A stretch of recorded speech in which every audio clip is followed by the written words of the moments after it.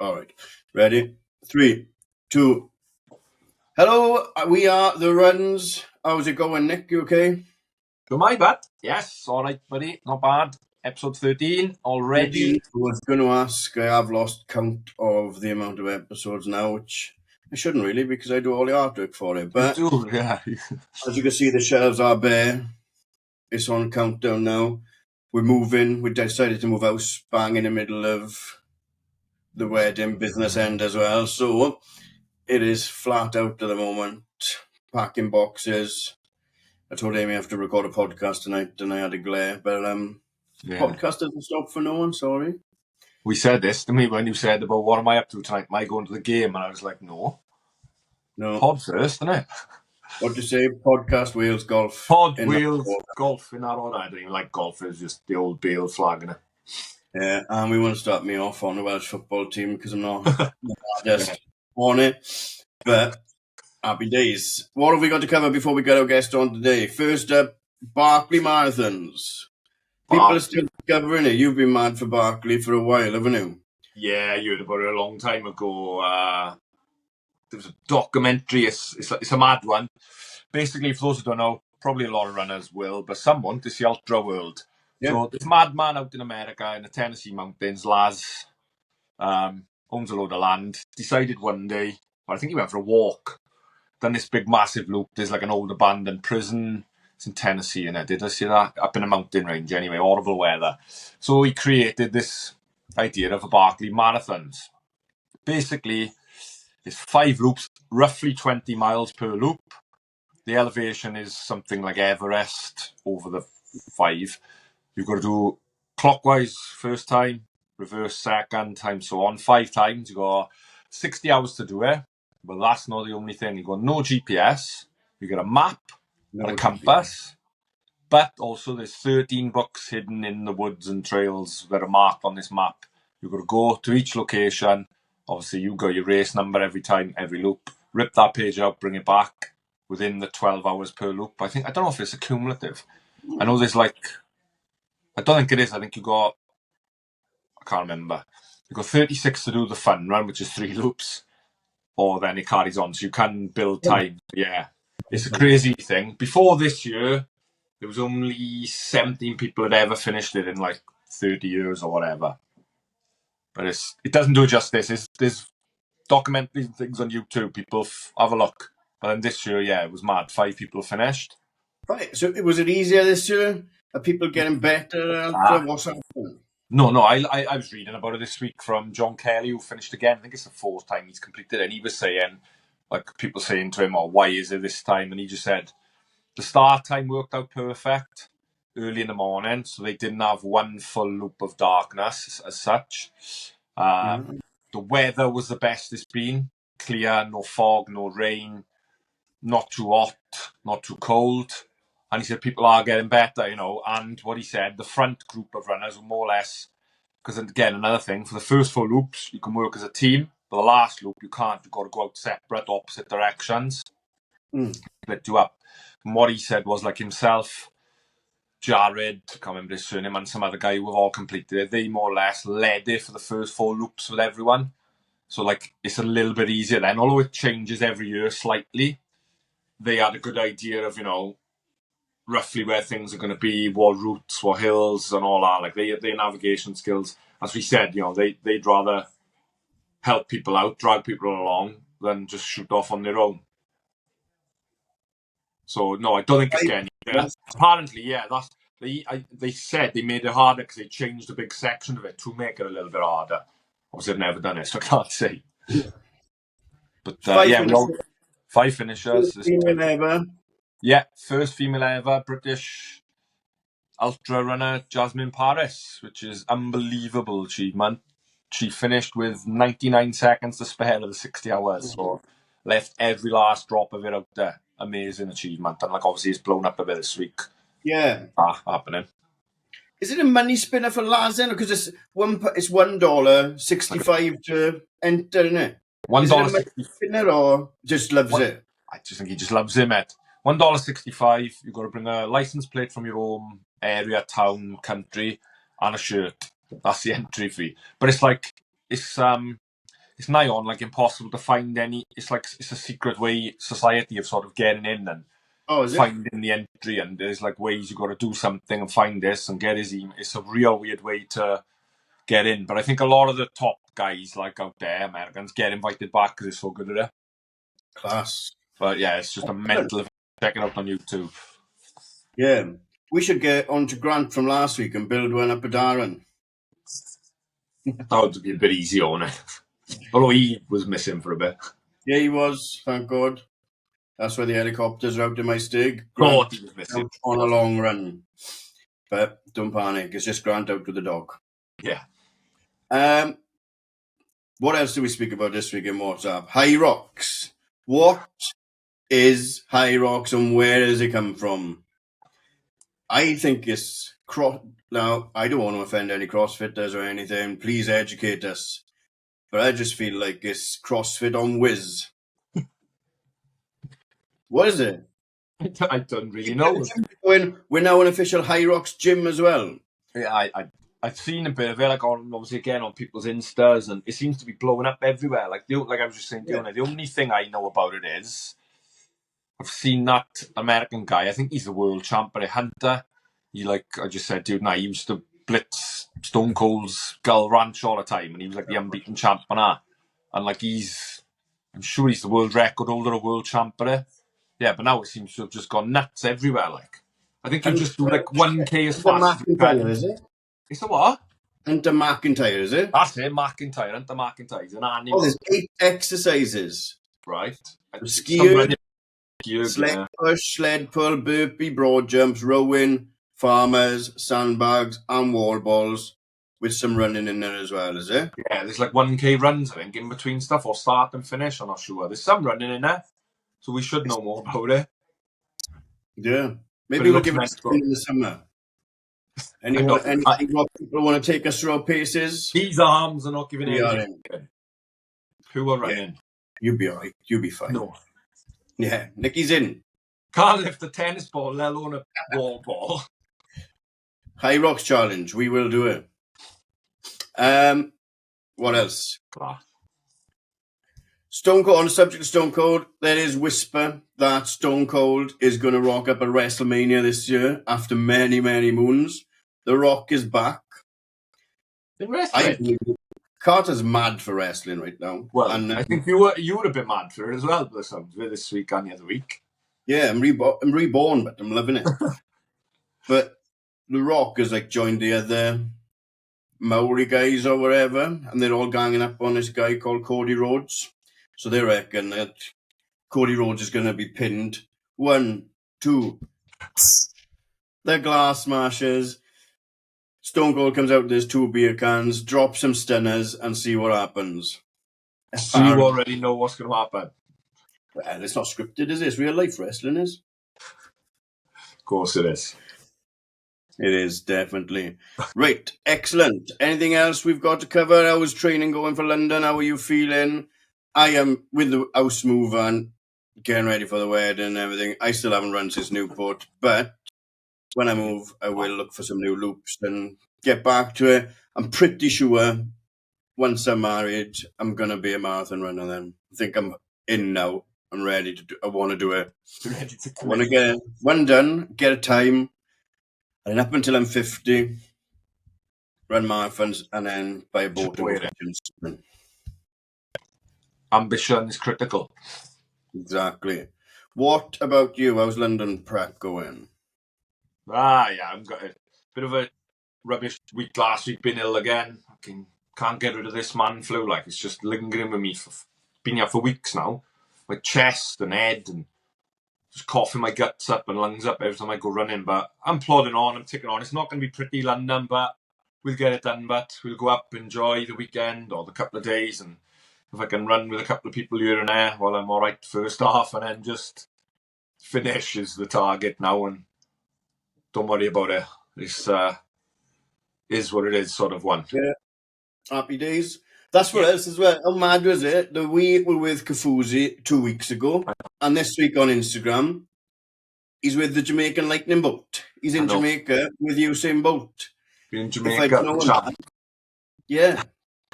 Have a word, Cole. Send him our way. No, look, fair play. That's a nice little gig off Puma, isn't it? And from the runs to the god of running. Yeah. Class. This He had a probably. cracking week.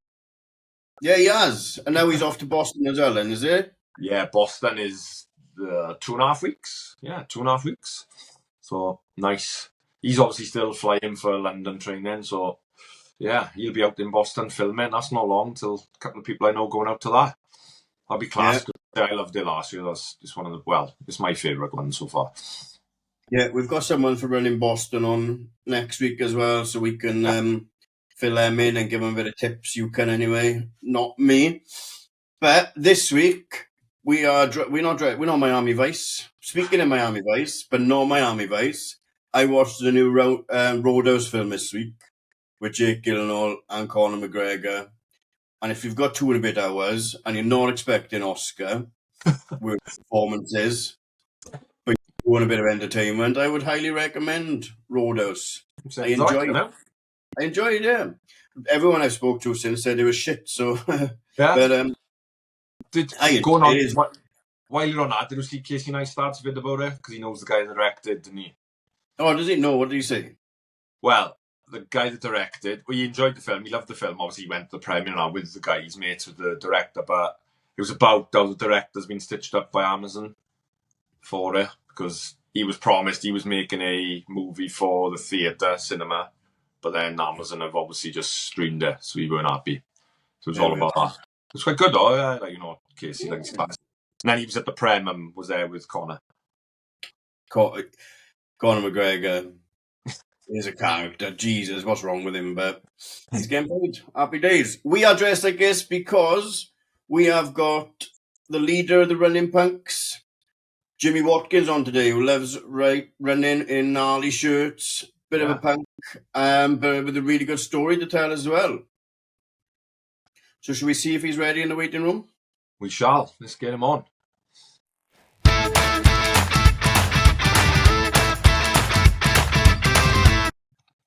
There we are. Good. We are back with Jimmy Watkins, former elite runner, punk rocker, and back to runner and everything in between. Jim, how are you? Are you okay? I'm all right, yeah. How are you? Good. Yeah. Episode 13 now. We're winging our way through. People don't stop. It's going all right there. Thanks for coming on. It's always nice when strangers come on, I guess, really, because we started off with our mates. When you reach out to someone, go, fancy coming on? They go, yeah. You sure? Love seen us. It's the strength of the branding. It was the colour of the word runs. Yeah. That's so I was like, oh. Appeal to review in. Yeah, that was it straight away. I saw that. I thought, yeah, I need to come and chat to these people. That's good. That's strong colouring. You're down from Llechley. Are you from Llechley originally, or? No, I'm from Troki, in the Rhondda. But I moved to Llechley, but I'm living back in Troki now. Yeah, just Llechley's full of idiots. It's like a magic eye picture that never reveals itself. You know, people keep telling you just got to squint a little bit and you'll see it, but nah, it's just blurry and hellish and stinks. So I left. Nice. Troki Ice, one of the best independent high streets in the world, isn't it? Yeah, but like I like to tell everybody, Troki was voted High Street of the Year during COVID lockdown. So when like they were mad, they put loads of bunting up and everything, and then the whole world shut. And I think it's just that's what you deserve in Troki. You deserve the greatest high street when nobody's allowed on it. Oh, brilliant. I sound like I hate everywhere I live. I don't. I generally love Troki, and moving back here and running here has been really good. Good. So let's go all the way back to when you started running. Obviously, growing up in Treorchy, Welsh Valleys, it would have been rugby in school or anything, or straight to running? Rugby was my main sport up until the age of 21, 22. No. 21, yeah. I just ran as part of my rugby training. So yeah, that was I had a sports scholarship to go to a school in Somerset called Millfield. Yeah, like a boarding school. I went there on a rugby scholarship. It was like an all-rounder sports scholarship, but mostly for my rugby. And it was while at school there that I got introduced to 800-meter running by the head of athletics. He saw me warming up before training, And it was like this thing from a Hollywood movie where he's like leaning over a barrier by the rugby field in a full-on matching tracksuit, and he's like, my name's Alan Lewell. I competed at the Olympics in the 70s or something. You're an 800-meter runner. I can just tell by looking at you." So when the season ended, I started doing athletics with him, and that was it. Like, and I tried a 400 now and again, but I'd always just been an 800-meter runner because of this really handsome PE teacher in a tracksuit. That's class. What a story. I know. So just from warming up in rugby, he thought, this guy's got it. Yeah. It was, in fairness, it wasn't just warming up. I remember it was some type of stupid rugby fitness test, like a Bronco or something. Yeah. And I was just like loving it. I was just like, this is great. Why can't rugby games be like this? And I was just running, and then afterwards he was like, "Yeah, you're an 800-meter runner," and I'll never forget it. He said, because it's the easiest one to train for and the hardest to race. And he's like, that seems to suit you because you seem to go through the motions in training. And then as he got to know me, he's like, you're the kind of person that when you're on the start line, you just become a different person. So that's why I did 800 meters, because it was easy to train for and hard to race. Yeah, it doesn't sound easy to race for when you hear about what these guys go through and what you obviously went through. But yeah, what was that like in your training? What sort of was it? Was it a short stuff? Was it long mileage? Like nowadays, you hear about like obviously the Ingebrigtsens and they're more 15 and 5K now, but some of the mileage you hear about they do is insane. Like, and then obviously I know it's like 20 years later and things have evolved and all this lactate threshold. Now, what was your training sort of like? Just go out? Yeah, I feel like the athletics I did is a different sport to what's happening now. Yeah. It feels very much, I mean, it was very much in like the era of the amateur. Yeah. I was thinking, say on a run, like how good it would have been if I was running for Great Britain and social media was around. Like that would have been, I would have loved that. But my first thing to do, like I decided to stop playing rugby and run after I played a load of games for Pontypridd and I wasn't getting the ball. I was on the wing and I wasn't getting the ball. And I remember saying to my dad, if I play one more game without getting the ball, I'm going to quit. And we played Bridgend on the brewery field and I didn't touch the ball. And then I just came off and I was like, "Oh, am I allowed to swear in here?" Yeah. And I was just like, "Oh, fuck this. Like, I'm not doing this sport anymore. This is wasting my time." So I decided to start running. And because I was like quite fast, I was like a 900 meter runner. I kind of thought, oh, maybe I should do some sprinting now because I bulked up a bit for rugby. I did a season of sprinting and just really hated it. Like, really hated it. What? That's too hard, that stuff. It was just like the people I was training with and the whole reasons for running as a sprinter seemed really odd. It seemed really odd to like get wound up and be aggressive to run a race. It didn't make sense. Yeah. So I remembered what Alan Lewell said and I was thinking, I'm going to do 800 meters. So the first thing I did was lose my muscle and lose weight. And I did that by just running up and down the mountain. That's all I did, up and down mountains. This was before like I even knew what trail running was. Yeah. You know, I'd go up a mountain and I'd run. You invented it. I invented the Barkley Marathons, basically. And my dad brought home like a trundle wheel from work and we measured out 800 meters in a straight line going up the mountain. And literally all I did was up and down that, 800 meters, up and down that, because we didn't know what we were doing. And then my first season, I was Welsh champion, 800 meters. So, easy. Yeah, and then it was kind of, as it all got a bit more refined and a bit more serious, running for Britain, I still came back to Troki to run up that trundle wheel, 800 meters, and that's where I pictured on the start line of every race, was that climb. If it works, all I can think of then is you going back to the mountains is like Rocky in the snow in Rocky 4. Yeah, but if you imagine Rocky and they cast Screech from Saved by the Bell instead of him, that's. Oh, so was running your job then, or what happened after like university and stuff? Was it national lottery funding or? Yeah, lottery funding. Yeah, lottery funding, but it was pretty crap. The money. So I worked in Virgin Megastore in Cardiff, and I ran. Who was that? Even Brendan from my stig. I'm sure he worked in there when he was in uni. Was this like that's like everybody. That's everybody worked there. Got glasses on me now. Could be me. Yeah. Maybe no. But yeah, it was. I did creative writing degree at uni, so I wasn't going to find any work.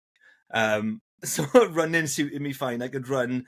I had lottery funding, and I worked in a record shop, so it was cool. And I did things like I told Virgin that I was going away warm weather training, so I could have time off, and I would just run around Cardiff and Torquay, then go on sunbeds in vest and t-shirts, and then go back to work and say I'd been away training in the sun. Yeah, Sierra Nevada at altitude training, like. I know.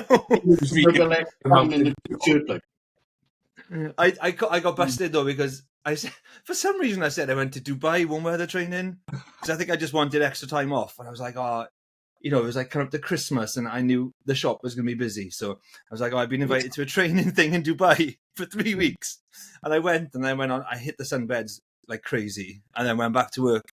And then someone I worked with was from Dubai, and he's like, "Oh, so where did you go?" And then I was like, "Oh," and then everybody knew that I was bullshitting. But then I got the final of the world champ, so I was like employee of the week then.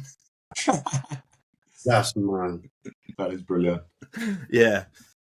So you stopped working in Virgin, and then stopped working in Virgin, and then I worked in I worked in an estate agent in Cardiff then, dealing with like all the complaints from tenants. And that was like towards with complaints for. You are? You were a nightmare to reply to complaints. Yeah. Oh my god, definitely. I wasn't very good at that job. And I was like towards the end of my thing as a runner. Towards the end of my athletics career, I was dealing with all these complaints. So yeah. So when was the end of that, the first athletic career then? So how old are we now? Right now I'm 41. No, when we all right. ended the first I did my last athletics race when I was 25. So when I was 24, I came 6th of the World Championships. And then I pretty much bang on a year later, I quit. And to play rock and roll, play guitar in a fucking band. Yeah. Was the reason for quitting just had enough of the grind of just the racing and competing, or just?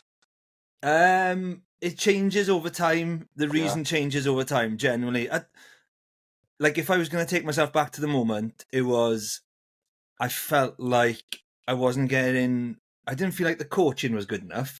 Yeah. Because this weird thing happens where you're training and you're running for Wales and Great Britain and Cardiff, and you're doing well and you're making loads of progress because you're no longer running with a rugby ball in your hand. And then you go and you race abroad and you start meeting people who've won Olympic medals. And then they start asking you about your training and you're telling them about it. And then you realise nobody really knows what we're doing. Do you know what I mean? Jockey. Yeah. I remember having this conversation with Wilfred Bungay. I can't remember what year he won the Olympics in, but I did a race with him. I got a feeling it was the Fanny Blancas or something like I don't know if it was a Diamond League, but one below. Something like that. Me and him were sitting next to each other in a bus, and I'd raced him at the World Champs. And he was asking me, how come you had such a bad outdoor season after that? And then I was we were just having this chat about my training, and I was telling him about, like, he was asking me about my mileage. And you could see, like, the way he just asked me, like, or the way he just spoke to me about how my training wasn't that good really struck me, like, really kind of like shocked me. Yeah. I was like, oh my God, I've been made to believe that I've been doing everything spot on. And he was he's like, oh, it seems a bit strange that you're doing all this. And then that just, when results started to not go my way, I kind of thought, is no one going to help me here? That's what I felt at the time. I felt there's no way out of this now because I don't know where to go to train. Yeah. I saw that, like, Mo Farah, who I was really friendly with, because I think we had our first British vest at the same time, and we were like roommates a couple of times. I saw him going to America, and I was thinking, well, I'm not going to go to America. So I'm just going to quit and start a rock band. Like, that was just my thought process at the time. It was like, if I can't see that the help is there to make me reach my potential. Fun. Because it's just like, well, what's the point, you know? And like you said, if you're only getting little lottery funding, there's no future. You were thinking, looking, well, there's no career and I can't retire off this or whatever. And it's just like, what the fuck's the point? Like, yeah, definitely. I'm at the top, sort of, with GB.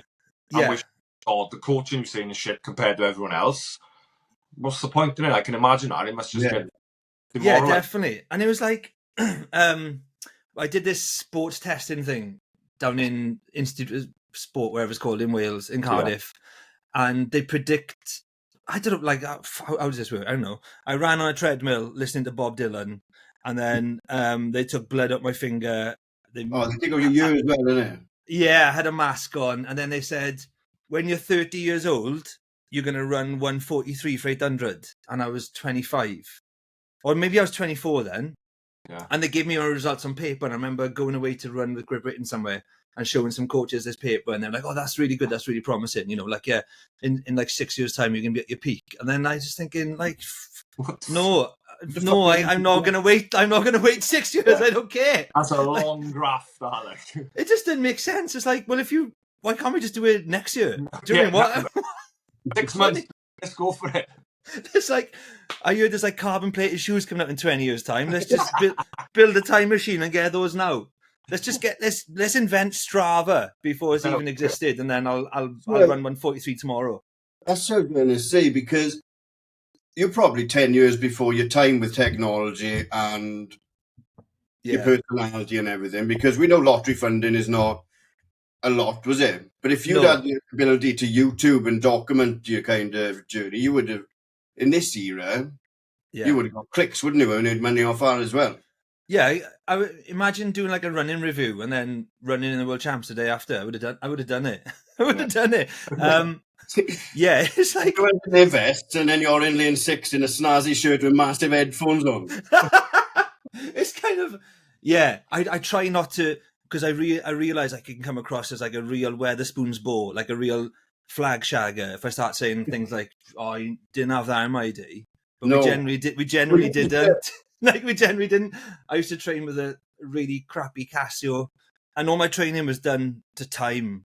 My coach was always like, half hour fast, 45 minutes easy. Like, that was it. And then you go in and run at the World Champs, like, and then your trainers are crap. My trainers I always had shit trainers because I always refused to buy expensive ones. I'm the same now. My people are always like, what are they? And I was like, they were throwing them out and running they don't even fit me. But, I always had shit spikes. I had holes in my spikes. When I qualified for the World Champs, I ran in a pair of spikes with a massive hole in them. My toe was sticking up. You literally shouldn't have been 6th in the World Champs, should you? No. Well, maybe I should have been 1st, and then we could have rewritten the course of history. That tidy spikes, who knows? Yeah. I did have tidy spikes for that. In fairness, Adidas sorted me out, and they sent me some really nice spikes for that. So I had some really nice kit there. But up until then, no, didn't have a clue. Still don't. You're doing all right now. Yeah. 120 half. That's in flying. Yeah. What did I run? I can't remember. Was it like 119 or 118? I think 1906. That was nuts. And I needed a piss all the way around. All the way around. It was insane. What's it called then? Ratcliffe then? Just piss yourself. I kept thinking that. I kept looking at the amount of sweat on my shorts, and I was like, I could definitely get away with pissing myself now. And I just couldn't do it. And I had a massive piss at the end, though. It was insane. And I had a piss in this cafe by the finish line, and everyone looked at me walking in and like, have you finished already? It's like, people finished 10 minutes before me, but yeah, I finished. I was like, I just need to pee. But yeah, I was happy with that. I think I ran 16-minute first 5K. I remember my sister's business partner seeing me run past Sainsbury's in Bath or Tesco, and he phoned my sister's like, Jimmy's in the top 3. I just went nuts. I went for it. And then I just slowed down. Like, someone ran alongside me and they were like, what time are you looking for? And I was like, 1:21 or whatever. And they're like, you're on for like 1:10. Brilliant. Yeah, and I did it in a really heavy charity T-shirt. I ran it for a music therapy charity. Yeah. And I picked up my T-shirt. This is why I needed a piss, because I had to pick up my T-shirt. And then I was late getting to the start line. I was like busting, and I didn't want to. It was really crowded, and I had this massive XL, really heavy T-shirt on. And I was like, oh, things are not looking good for me today. It's mad you do that, and you're busting for a piss, but you'll go, I don't want anyone to, like, I don't want to disrupt anyone, but I will just hold the piss in out for an entire race rather than just, I don't want to annoy anyone else. I'll hold it. Yeah. I was like, I don't want anybody to think I'm disgusting. I'll hold it in. Maybe it'll turn to a shit. Don't want that. Class. Music. So, drew a line in the sand for the running, and then went to play guitar in a rock band. Yeah, Running up the running done then. Oh my God, yeah, like I just got straight on the drug and drink, like hammered it, became a party animal then. No hesitation. It was like the same day, I think. I was like, I've quit running, right. Who's a dealer? I started a band with my training partner, a guy called Harry Jones, who should definitely get on here. He's one of the best ultramarathon runners in the world. Oh, yeah. He runs a lot of UTMB and that, doesn't he? Yeah. I do follow him on Insta and things. I think Butler's mates with him as well, isn't he? John Butler. That's right. Yeah, because we all trained together. Yeah. Me and Butler trained with a guy called Arwen Davis for years. Like Butler's flying now. He's flying, isn't he? He's a machine now, yes. He's a message us as soon as he's flying. You see, training down Neath track, last rep, and no one can find Jimmy. Do you know what the end of that said? Was I spewing? No, bollocks naked on the field, training round with Neath rugby. Oh yeah, I remember that.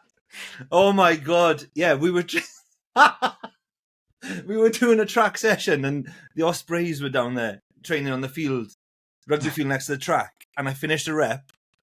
We were doing a hard session. I jumped over the barrier, ran across the rugby field in my spikes, jumped on a wing and caught the ball at the end of some move they were practicing and scored a try. Brilliant. You would never have left rugby. Oh, it was me. I was so proud of myself. Like I could see the move was happening as I was coming down the home straight in this rep. And I was like, I reckon I can get over that barrier and I'm going to get on the wing. And I know what this move is going to be. And I'm going to touch down on the posts. And I did. Yeah. That's the highlight of my running career. Yeah. How long do you party in band for then? So, I stopped running. I started a band with Harry, just the two of us. Then there was like three of us, and we did like a couple of tours. We recorded quite a lot. And then I joined this band called Future of the Left in 2011. They were like an already established band, quite a big band. And they asked me to join on guitar. And then that became like a full-time thing then. There was like more money in that than athletics. Yeah. There was no working in Virgin Megastore and stuff then. It was like wearing leather jackets and sunglasses indoors and stuff. And then,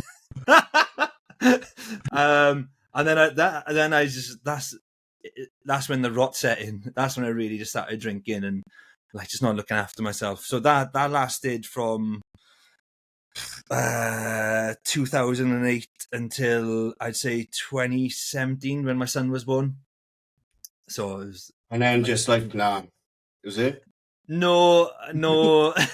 I got sacked from the band because of my drinking. Like my drinking and my behaviour during an American tour. I was just like a bit leery, and the tour manager had to phone me every morning to find out where I was because I wasn't like in a hotel. And like, this is in America, and I was like, oh yeah, I've woken up in some house.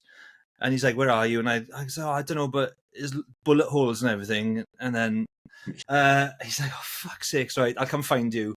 So I was with a nightmare on a tour. And then I was in the band for another year after that, but like my time was done. So I got sacked. And then started another band. And then, my son was born in 2017. And then this really weird thing happened where I moved out of Cardiff. I was living in Cardiff at the time. Moved out of there, moved to Llanelli. Didn't know anybody, so I joined the gym to make friends. And then I ended up signing up for like an indoor skiing team. You know the ski erg? Yeah. I saw like they were looking for people to break a world record. They wanted to break a relay world record. So I just like signed up like the day I moved to Slathley, and then joined the ski erg team, indoor team, training like three times a week. We broke the world record, and I was huge when I was doing this. Like my arms are massive, right? No running, just all ski erg training and weights.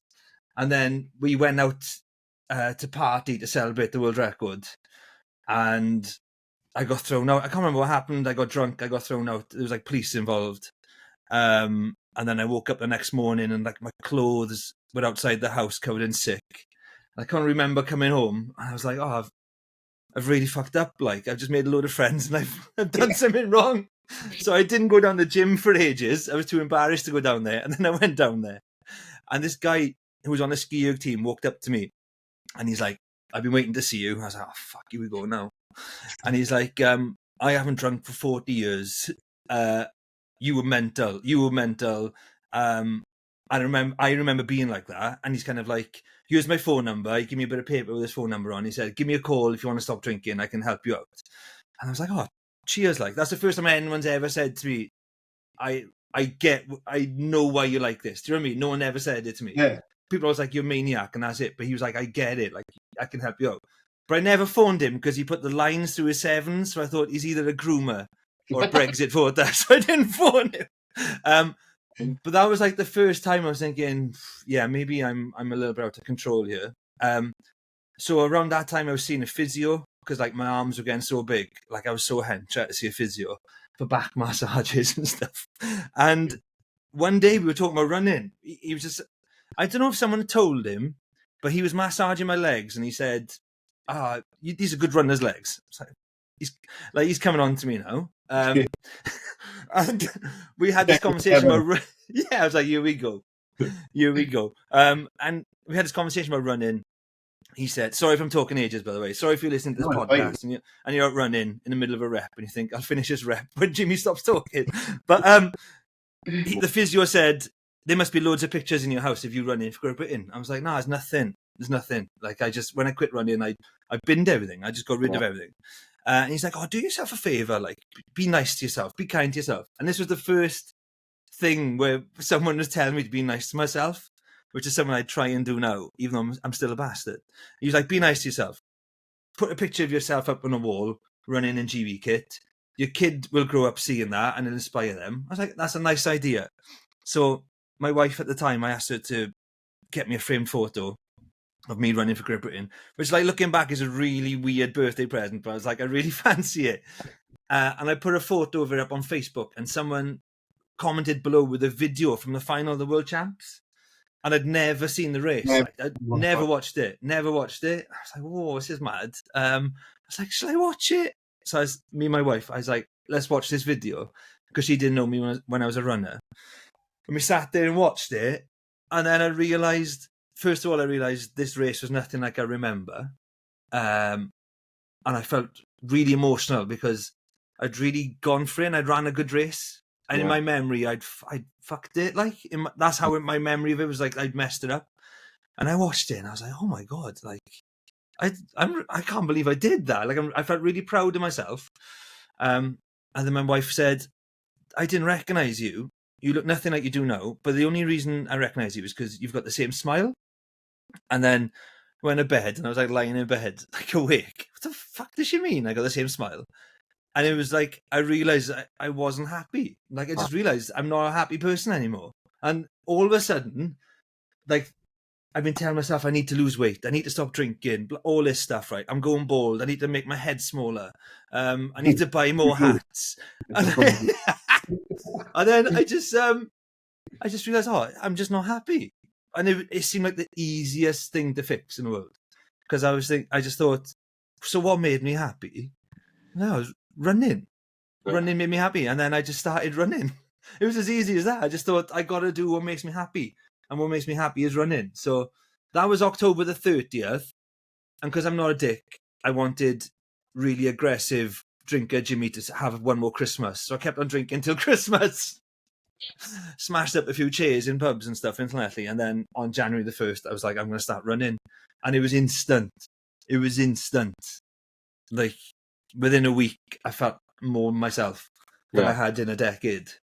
So Brilliant. amazing story, and obviously problems, and obviously there's a serious side of it there as well. And obviously you could see you was like not happy, spiraling, or just drinking whatever too much, and go back into that. Like, do you fall back in love with it instantly, like, or did it take time to grow again and get to where you are now? And like my first run, I was like, and I'd done little bits, right? I'm not. I had done little bits of running, but nothing like I hadn't gone. I'm going to go out and run this today. I hadn't done much at all. And my first run, I was like, so safe to say this was probably my first run in like 3 years or something. I was like, I'm going to do 5K. I'm going to go out and do 5K New Year's Day. And I was like, right, I used to run 5K in like 15 minutes. So if I go out like 17, 18 minutes, it'd be right, don't it? So I waited all day till it was dark. Because I didn't want anybody to see me. Yeah. And I put joggers and a hoodie on, and I was thinking, maybe, because I got all these layers on, like maybe like an 18-minute 5K, it'd be like, that'd be good, doesn't it? And then I set off down the road, and I got about 400 meters in, and I stopped and I spewed. I was just like, what is this? Hold on, yeah. Yeah, I was like, this is not running. And then I kept running and stopping, and I was in agony. I thought, I'm going to have a heart attack. And I'd had a few beers the night before. I was a bit hungover, but I was thinking, I'm going to, this is how I go, like. I'm just going to be I'm going to drop dead instantly on a pavement. And I finished the 5K, and then I remember thinking to myself, right, I need to learn how to run again. I don't know how to run. Like, I just don't know how to run. So I went online, and I was like on Amazon, and I was like looking at running books, and a book jumped out to me called 80-20 running. Yeah. I was like, because it was about 80% your running is easy. I was like, fuck, that's what I need right now. Like right now, I need that. So I bought it and I read it, and then I was just thinking, this is insane, right? Because all these studies on the benefits of slow running came out the year I stopped running, 2007. 2007, all these studies into slow running, and I was like, if someone had told me all this on that best, wasn't it? Yeah. Do you know what I mean? I was like, what is this? So I really just had it in me to try this. I was like, I have to try this. I'm not going to go anywhere running like I did. So I wrote myself an 80-20 running plan. I ran slow as hell, like 7-minute kilometers, and I loved it. And it's still how I run now. Just slow, plod. Enjoying it. Yeah, absolutely amazing. Like, so, yeah, I just stuck to that for a year. Did a few races, mostly because I just want to hang out with people. And I ran like 34-minute 10K, an hour 20 something for half marathon, and like a 59 10-miler in the first year I started running again. So it was really giving me some good confidence to think I've made the right decision. Yeah, and I was happy. Brilliant. Yeah. Excellent. So that's up until present day now. You're flat out now, so with running punks and a lot on Instagram as well. What do you do? What's your life look like now, and Jim? What do you do now? It's chaotic. It's chaotic. My life now is I'm in the middle of making. I'm not making it. There's a documentary being made about my life. No way. Wow. Yeah. Awesome. Documentary/movie. And I'm going to America in September to run and play gigs across America. So kind of to atone for my behaviour last time I was out there. So, to go back out there and so I'm going to play a gig every day. I'm going to run a marathon every day. I'm going to travel across America, try and set up like run clubs everywhere I play a gig. So I've just finished a solo album. I've got like a record label putting it out. So I'm busy with that. So then it seems like music and running are living in harmony. That's amazing. Like, that sounds class. Yeah, it's good. It's quite daunting. The mileage is daunting because I really struggle. I don't know about you, but like as soon as I get to a certain mileage, no matter where I am in my fitness, my body goes nah. Yeah. I'm the same. I found my level over years of like building marathon running. Yeah, I've I just know I can't do no more than that. No matter what the plan says, I know my body's going to be fucked the rest of the week, so I just can't. I've learned now. That's my weekly mileage, roughly. Build it up towards it, and level, that's it. Yeah, what's your weekly mileage? What's comfortable for you? For marathon training, when I'm in a block, my highest I go to now is about 70, 75 miles. When I first got into it, and I was building the marathons, and I wanted to get a sub-3, and it was all I was obsessed with.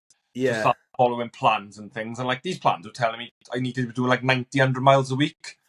So I tried it. I remember for Newport about 4 years ago, I think I done a 90-odd mile week, and it just ruined me. I was ruined months, honestly. So since then, back down to I'll average 40-odd usual weeks, and then I'll build up to about 70, 75. And I know I just can't do it. Yeah. My body can't take it anymore. Yeah. What about you, Guy? I build up to an half marathon, and I take a month off. Yeah.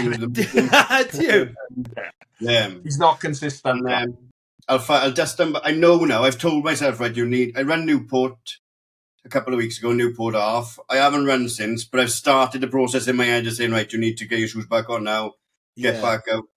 And I'm flat out at the moment. I'm getting married in 4 weeks, moving house this weekend. So I should really be getting out running more now to get away from all the chaos, shouldn't I? But I will get back. But no, I'm not. Half is my limit, but I think now, once this is all done and dusted now, I might commit to the marathon for 40 to 50 and see what's going to happen. And I am very inconsistent as well, so we'll see what happens. And I'm just enjoying the podcast and speaking to proper runners. I'm not a proper runner, no chance. I do everything in kilometers, right? Because I think in terms of a track. Yeah, it's easier for me to go 2.5 laps. And I say to myself when I'm running all the time, 2.5 laps left, that's a kilometer or 800. But if I go anything over 70 kilometers a week, which I think is about 40 miles, isn't it? I can't. 44 miles, yeah. I fall apart. I get spots up my nostrils. Yeah. I get chafe on my dick. I'm it just fall apart. It's weird. I think that's the running. It's my physio. It's me and my physio. Sure. It's mad. So I'm just thinking, I'm going to have to do 25 marathons in 25 days in America. And I've got this big production thing behind me. I still think that's a decent amount of mileage to get. I know people who do 40, 50 mile weeks and then still do 245 marathons and things, 250 hour marathons. Yeah. It's all different, all in perspective and his levels, and it depends how people react and how their body reacts. And if you're doing that back to back, it's just about completing it in there. So they're gonna be they're gonna take 6 hours to do and stuff, and I'm gonna be chatting to people. So they're gonna be slow, but it's the time it's the distance, man. It just wrecks me. I did a 10 miler today, and then I took the kids to the library, and I was lying down in the large print section because I know no one goes down the large print section. I was I'm gonna take a cushion and lie down in here. You'll be fine. Have you seen what Ardis Geezer's doing through Africa? You'll be fine if he's doing that. Are you familiar with him? Yeah, I don't believe him though. No chance. No. It's bullshit. I don't believe anybody who's doing stuff like that. It's all nonsense. It's green screens. He's in his mother's house. He is going through a divorce and just saying I'm running across Africa. You're not. You're just growing beard. That's all you're doing. Out the back. I have been following it. I do love it. But the one thing that annoys me is when people find out you're a runner, then they ask you if you know about him. It's yeah. It's like saying you're an astronaut and someone going, "Do you know about Neil Armstrong?" You're yeah, I do. Yeah. I do. I'm a runner. I'm into running. I love running. Of course, I know about this guy running across America. Africa. Give me a break, Africa. Sorry. The world's flat anyway. The world's flat anyway. It's just all one big landmass. What about, before we jump into our normal this is that and a couple of questions off Instagram, do you want to tell anyone that might not know what Running Punks is, what Running Punks is? It's just a bunch of legends, basically. It's Strava is turning the world into a golf course, right? Every time you run, you don't know it, but you're completing a little running golf course. And Running Punks is just smashing that up. Reclaiming running. No, Running Punks is it's an online running community and a real life running community of people who just feel like they don't fit in with the traditional run club. I think that needs to be updated because 4 or 5 years ago when we started running punks, definitely that was the case. Like if you don't fit into a traditional run club, join running punks. But there's so many non-traditional run clubs now. It's just like, you know, you got people you got breweries doing run clubs. You got people running from pubs. It's kind of, we're just people who like music and we're just nice people. That's it. He's paused.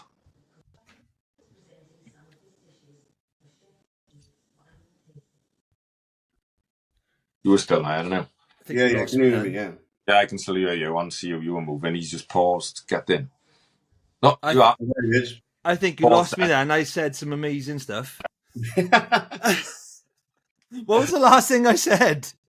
A lot of us like the same now. It's more diverse. Yeah, it's kind of, when we set up Running Punks, it was about offering an alternative to like the traditional run club. It was like for people who weren't going to go down to, I don't know, some proper run club where everyone's got like Audi A4s and Mercs. And they got like 70 grand a year jobs as engineers, and they do Iron Man on the weekend or whatever. It's like kind of like, just come run with us. We got cotton t-shirts on.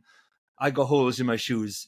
Yeah. So we were kind of like the alternative run club. But I think because of lockdown and because of everyone's talking about mental health, everyone's aware of it.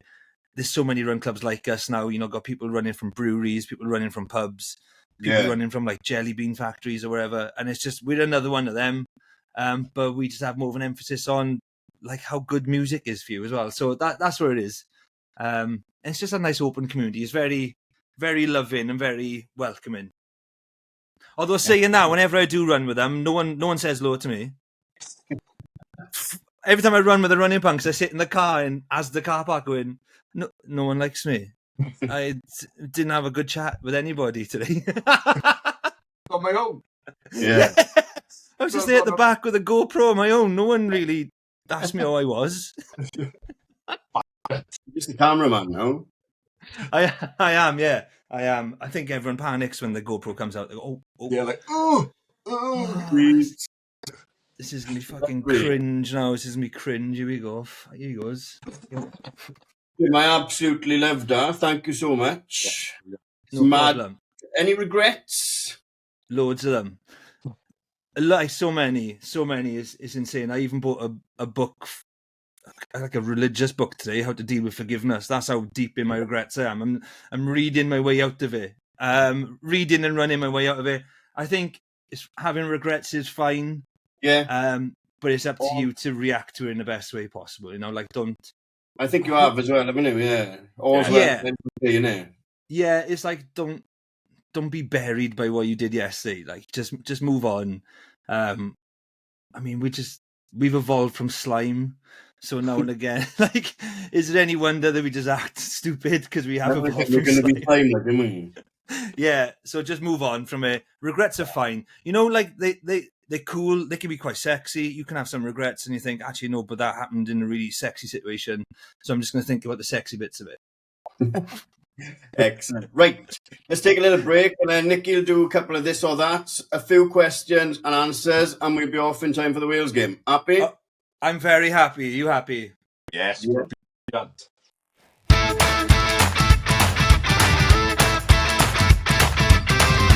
Welcome back, Nick. Have you got some this or that for Jimmy? Yeah, we have just a couple of quick ones so we can get off and watch the Wales game, all of us. I'm sure we're all on edge. Right, first up, Jimmy. 800 metres or half marathon? Like 800 metres on a road or on a track? No, you track 800 or an half. What's harder? Oh, what's harder? 800. 800, yeah. 800. Is that basically flat out, like? I mean, it'd be flat out now if I did it. It'd be impossible if I did it now. It didn't feel flat out. It felt pretty controlled until maybe the last. Like, you knew you were having a bad day when it started hurting with 300 to go. Your aim was always to get to 200 to go without it hurting. Just dig. Yeah, but that, I don't know what, it's strange. Ah, man, I think a half marathon's harder now. I'm thinking about it because the mental side of it never comes into an 800. It's just all when it kicks in, it's all physical, isn't it? It's like this leg, that arm, this. Come on, that's all I got to do. But when a half marathon is like, oh my God, Yeah. like, have I got It's a lot of time to think as well, isn't it? Like, Yeah. And I seem to be like, half marathons seem to bring up the hypochondriac in me. It's really weird. Like, I'm not a hypochondriac, but I do a half marathon and I'm thinking, my head hurts. Do you reckon that's like a tumour? Or like, I start exaggerating. I yeah. think I just broke my foot. Like, so a half marathon, I'm just having all these, like, oh my God. Like, I remember in Bath half marathon thinking, there's going to be a point in time where no one alive remembers me as a baby. Everyone who remembers me as a baby is going to be dead. And then I was thinking, no one's going to know what I was like as a baby. That's crazy. And then I had like 6 miles left to run. So that's hard. Brilliant. Right. Next up, trails or roads? So what's harder, trails or roads? Oh no, what if you had to pick one, like you only pick one? Trails. If you asked me 4 years ago, road, but trails, 100% now. Up the mountains, in the Rhondda, running through mist and fog. Hare Krishna, just feeling. I hate people saying feeling at one. It's not feeling at one. It's just feeling like gobbled up by it, like consumed by nature. It's amazing. Loving it. Beanie or cap? For running, a beanie. For first dates, a cap.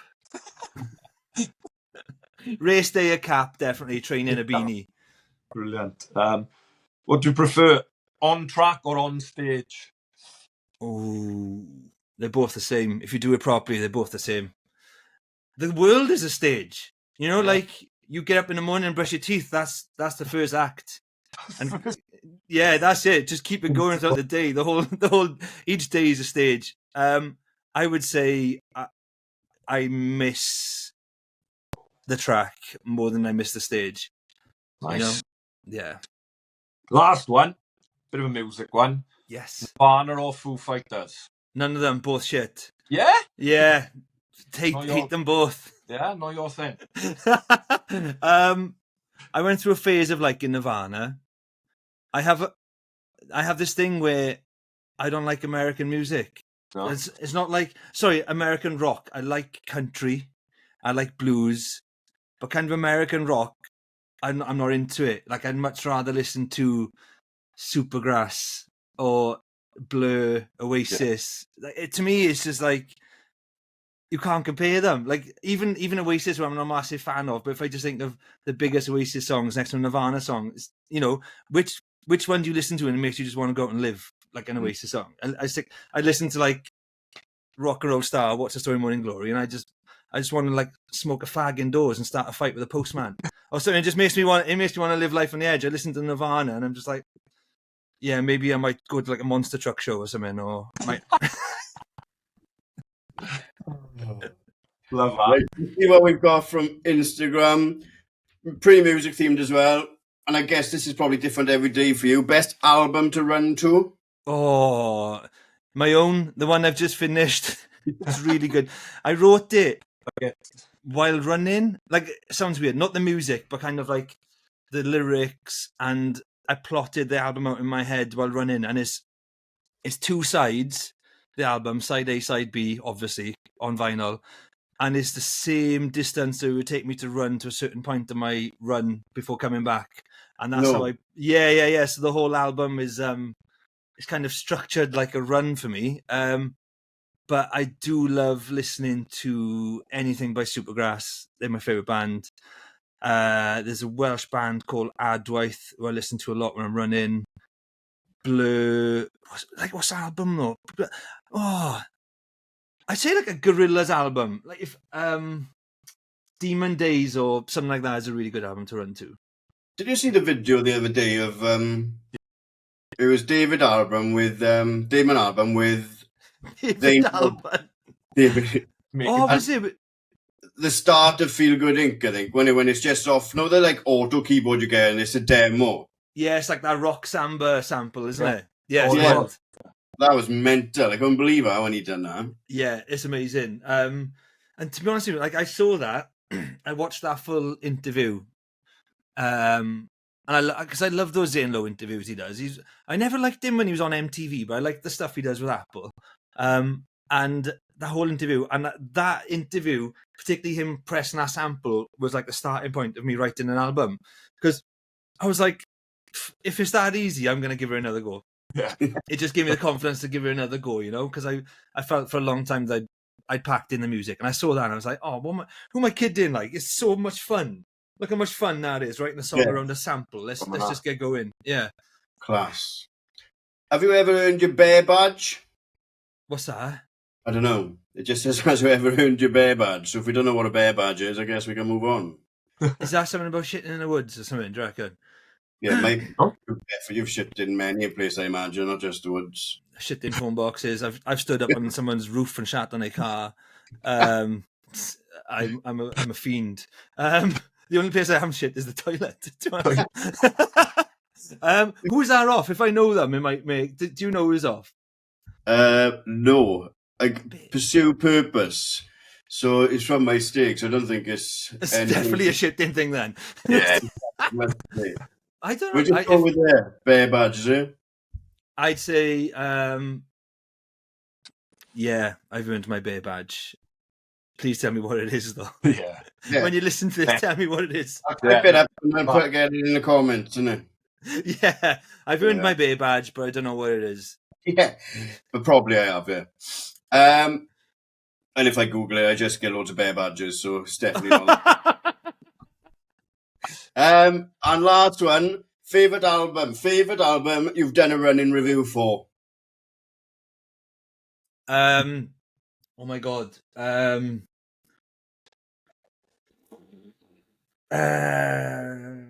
Probably it's easy to say the most recent ones because I can remember, but the Richie Culver one I did last week, right? Where like Mary Ann Hobbs, who's an absolute hero of mine, said on Six Music it's the best video she's seen on the internet all year, which is wild. That's why you do it, though, isn't it? Yeah, you know, it's just I'm just trying to, you know, when someone fries bacon, you see a video of someone frying bacon, it makes your mouth water. I'm trying to do that with your ears, but with music. Yeah. Trying to make your ears water, like make it seem really, this sounds really appealing.